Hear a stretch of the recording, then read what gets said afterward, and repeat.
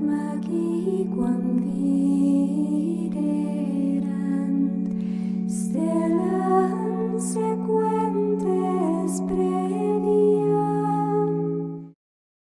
I'm going to talk about the baptism of Jesus in the context of exactly where it took place and all of the spiritual significance of the exact locale on the Jordan River where the baptism took place and the tremendous spiritual repercussions, so to speak, of that particular spot.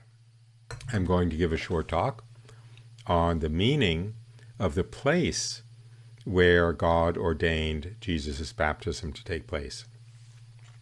It is an incredibly significant place in spiritual history.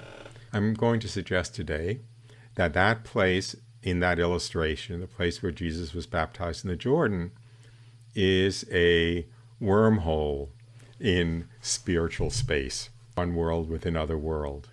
So that place where Jesus was baptized in the Jordan, I'm saying tongue-in-cheek, I think was a wormhole. Let me just spend a few moments looking at what happened in that place. First, you know that Jesus was baptized by John the Baptist in the Jordan there, but there are many other very significant things that happened there. First of all, in the story of the Jewish people, which is actually the story of salvation, two other things happen at that very same crossing in the Jordan River. One of those is that that is the place where the Israelites, after the exodus from Egypt, after spending 40 years in the desert, where they crossed over into the promised land.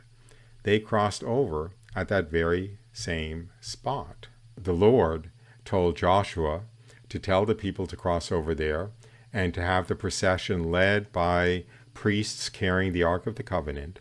And when the priests carrying the Ark of the Covenant stepped foot in the Jordan River in that spot, the waters of the Jordan River stopped flowing down. They piled up like a wall upstream of the Jews, and the Jews crossed over dry shod. And then after they had all crossed over, the priests with the Ark of the Covenant proceeded across, and at that point the water started to flow.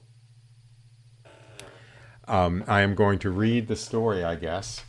It's in the book of Joshua, and it's in chapters 3 and 4. And Joshua said to the priests, "Take up the Ark of the Covenant and pass on before the people."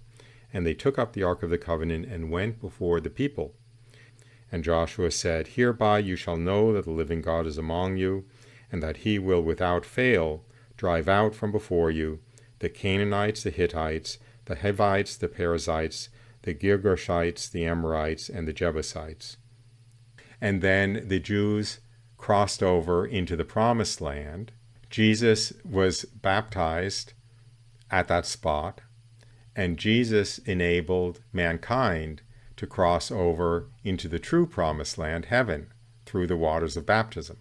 Jesus' baptism in that spot enabled baptism to be effective forevermore, allowing the new people of God, the full people of God.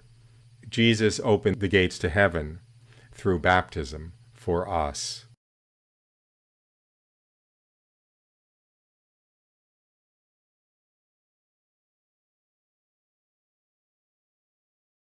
The exodus of the Jews from Egypt was a picture of Christianity.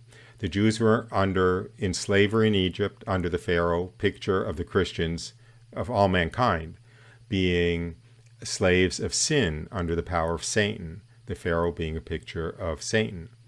The Jews wandering through the desert for 40 years is a picture of the Christian wandering through the desert of this life on the way to the true promised land for the course of their life.